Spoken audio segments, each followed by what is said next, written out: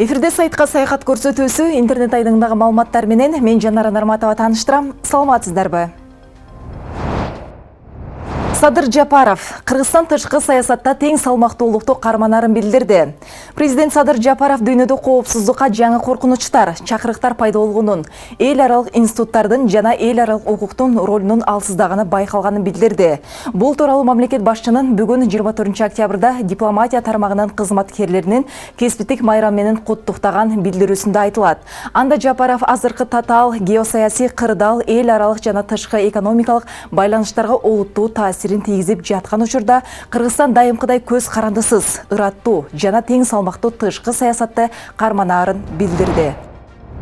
Интернетте камактагы саясатчылар менен жарандык активисттер бийликти басып алуу менен башаламандыктарды даярдап жатышкан делген сүйлөшүүлөрдүн аудио жазуусу жарыяланды. Ошондой эле экс-депутат Асия Сасыкбаева менен мурдагы элчи Азимбек Бекназаровдун сүйлөшүүсү жазылган делген видеодо тараган. Так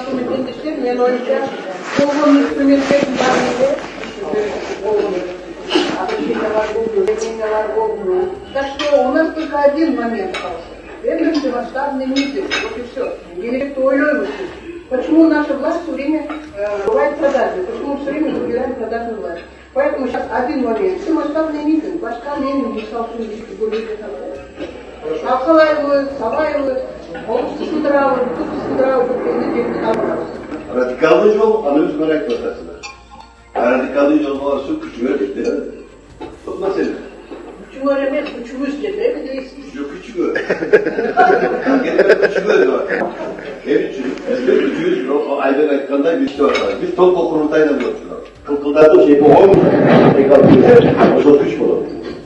50-30 адам менен митингден текат турган эч нерсе буларга таасир этпейт. Жок, ошо 10 миң жөнүндө сөз. Күч азыр андай дасатлуу эмес. Реалист болуш. Барын аштой düşünmeler biliyor zaten. Tanıştır işte rегион боюнча Кемпир-Абад боюнча өлкөдө башаламандык уюштургусу келгендердин жашыруун видеосу тарады. Эскерте кетсек, кечээ 23 октябрда Ички иштер министрлиги массалык башаламандыкка даярдануу фактысы боюнча кармоо иштерин жүргүзгөн.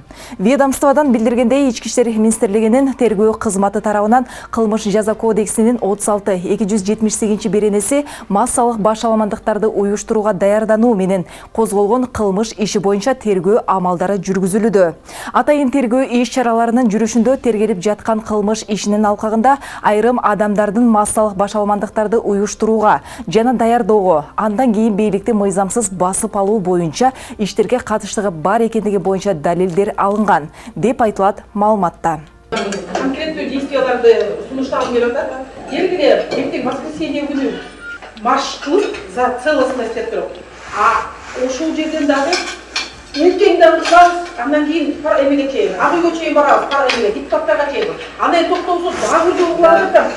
Орус, кыргыз тилинде бишкектиктерге жеткизишибиз керек экен. Көрүп журналда бизде ушундай танымал жерде, анан кичирген турган мындай маалымат берет, мындай масштабы. Ошон үчүн бишкектиктерди окутуп, если они макул болсо, давайте быстро реакцию эртеңдери жүрүш кылып коелу. Ойлойм, Ритежа мындай да, биз ар бирибиз мындай көпөдү информациянын вакуумда жүрөбүз да. Баардыгын чоң эле мен чоң эле бир митинг өткөрүш керек. Анткени улам эле марш кылып, анан бул нерсени да кичирээк көргөн да болбойт го. Ошон үчүн бизде митингден башка жол жок айран форматтын баары эле бул митинг да. Ошон сыныктарга кылбай эле, толук эле чоң эле митинг кылбайлыбы деген ойдо. Анан улам эле сыныктар, айран митинг кылбай, чоң эле митинг кылсак, мындай жөнөкөй сөз, мыйзамдуу жолдор эч кандай жардам бербейт.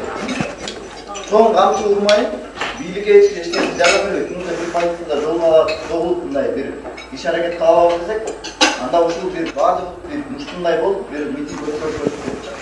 Чогулганда бар максималий чогулалы. Менин сунушум ушу жерлерде дагы кичине өзгөндө болду. Анан кийин көзүлүштөр уланып атат деген сөз жакшы. Бирок жерлерде да ушу Таласта, Нарында, башка жактарда кичине баары эл көтөрүлүп эмелип койсо, таасир болот эле. Анан кийин чогулуп туруп, ушул жерге бир жана менен астан чыгып 22 адам убактылуу кармоочу жайга жана СИЗОго киргизилди. Бүгүнкү күндө массалык башаламандыктарды уюштурган деген шек менен саясатчылар жана активисттер камакка алынды. Алардын баары Кемпир-Абад суу сактагычын Өзбекстанга өткөрүүгө каршы чыгышкан. 21 адам Бишкек шаарынын жана Чүй облусунун райондорунун ички иштер башкы башкармалыгынын убактылуу кармоочу жайына киргизилди. Алардын үйлөрүндө тинтүү жүргүзүлүп, андан соң активисттер менен саясатчыларды камакка алуу боюнча токтомдор чыгарылган. Эске сала кетсек, Кемпир-Абад суу сактагычын колдоо комитети 22 октябрда түзүлүп, анын курамына активисттер, саясатчылар жана депутаттар кирген. Ошол эле күнү президент Садыр Жапаров Кабар агенттигине берген маегинде Кемпир-Абаддагы митингтердин, жөө жүрүштөрдүн артында кимдер турганы боюнча бийликте маалымат бар экенин билдирген. Демократиячыл деп аталган бир уч топтун камакка алынышы өлкөнүн тынчтыгы үчүн пайдалуу. Азыр коомчулукка жарыя болуп жаткан камак алууларды элдин маанайын буза турган бир уч бузуклар деп атоого аргасызбыз. Эми алардын ар бирине токтолуп отуруунун кажети жок деп ойлойм. Рита Карасартова сап башында турган бул демократиячыл деп аталган топтун бир да жакшылыктуу ишин же Кыргыз Республикасы үчүн пайдалуу кадамын айта албайбыз. Дайыма кыйын кезеңде өлкөдөгү абалды ого бетер курчутууга аракет болушат. Мисалы Бектур Асанов катышкан ошол өлкөнүн оош кыйыш кездерде керек болсо Кыргызстандын тагдыры таразага түшүп калган. Кыскасын айтканда буларды Кемпир-Абад суу сактагычы кызыктырбайт. Чындыгында көздөгөндөрү таптакыр башка нерсе. Болбосо суу сактагычтын чек ара тилкесинин чечилбей турушу өлкө үчүн кандай кооптуу экендигин билишсе болмок. Айтор билишсе да ушинтип жатышабы белгисиз. Булардын камакка алынышы өлкө үчүн максатка ылайыктуу болот. Куудул Эмиль Алемов кармалган оппозициячыл саясатчылар менен активисттер тууралуу пикирин билдирди. Анда ал бузукулук кылып жаткандардын орду түрмөдө экендигин баса белгилеген. Assalamu alaikum урматтуу мекендештер, сөз тармактагы достор. Мен мынагы ички ириң бузукуларга кайрылгым келип турат да. Кече эл аташып атат, бизди кармап кетти, бизди камады, куугунтук жасады, анан антти, ментти. Бузукулар, ичиңердеги ириңер сыртка чыгып бузукулук кылып аткан болсоңор, алып барып камап алганы эң жакшы болду. Силерге окшогон ички сасыткылар, силердин ордуңар түрмө. Мен таба албаймын. Болгон айтайын дегеним, ушул убакка чейин эч нерсе эшектин чогун чечпеген айрым кыйындар мага коюп койсун чек араны мен чечемин, жолдорун билемин дейт. Эшек такаладым ушул убакка чейин. Жолдорун билсең чечпейт белең. Көрүп ал бир күлкүн кыстаса бир жинин келет. Күч түзүмдөр эң туура кылып атат. Алып барып камагыла, чекесинен камагыла. Ушу силер сасыткылар сасытып отуруп Кыргызстанды жарым чекесине алып келип койдуңар. Шакалдарға окшоп көрүнгөн жагынан талап кээ бир гей-парастар батыштын саясатын колдонгондор шымыңарды кылсаңар эң жакшы болот. Жарытылуу кыргыз элине эмне пайда бердиңер, ошону айткылачы мага. Эң туура кылып. Бузукулардын орду түрмө. Кытайда Компартиянын съездинен Ху Цзиньтаону колунан кармап залдан чыгарып кетишти. Компартиянын съездинде коомчул көңүлүн бурган бир окуя болду. Анда Кытайдын мурдагы лидери Ху Цзиньтаону колунан кармап залдан чыгарып кетишти. Интернет булактарына анын чыгарылып бара жаткандагы тартылган видео жайылган. Ага караганда Ху Цзиньтао залдан чыгып кетүү суранычы күтүүсүз болгон. Ошондон улам да чыккысы келбей жатканын көрүүгө болот. Кийинчерээк Синьхуа мамлекеттик агенттигинен Ху Цзиньтао өзүн начар сезип жаткандыгына байланыштуу чыгарылганын маалымдашты. Ал азыркы учурда 80 жашта. Орусиянын Иркутск шаарында аскердик учак 2 кабаттуу үйдүн үстүнө кыйрап түштү. Орус бийлигинин маалыматына ылайык, 23 октябрдагы бул окуядан учактын 2 пилоту тең каза болду. Тургундар арасында жабырлануучулар жок деп билдирди Орусиянын өзгөчө кырдаалдар министрлиги. Бийлик Су-30 аскердик учагы машыгуу маалында кырсыкка учраганын билдирүүдө. Бирок учактын кыйрашына так эмне себеп болгону айтыла элек. Адам өлтүрүүгө айыптаган билдирүүсү үчүн Анжелика 10 миллион сом доо арыз менен сотко кайрылды.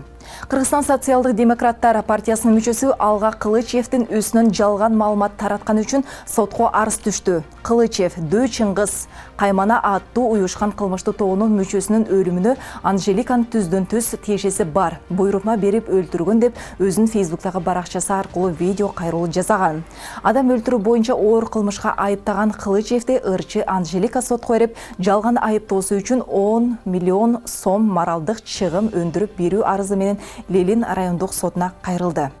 Эй, Анжелика, сен адамдын мойнуңда адамдын каны бар, өлүмү бар. Кайсы бетиң менен жүрөсүң?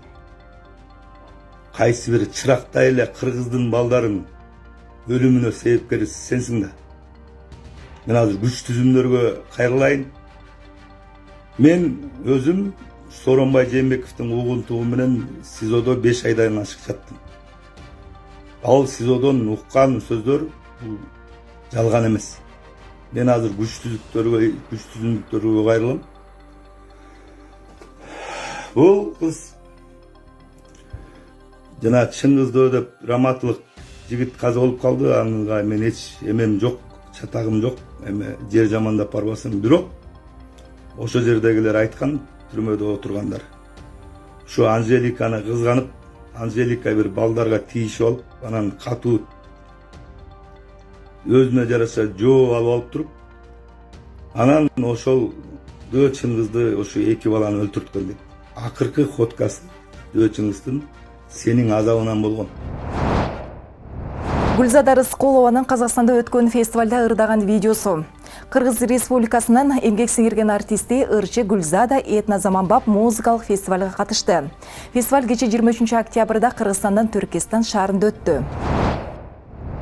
Интернет желесинен алынган маалыматтар мынаушулар болду. Эске салсам, жогорудагы маалыматтар 7 каналдын көз карашын билдирбейт. Бул жана башка жаңылыктар каналдын социалдык баракчаларына да жайгаштырылат. Студияда мен Жанара Нарматова болдум. Кечиңиздер көңүлдүү улансын.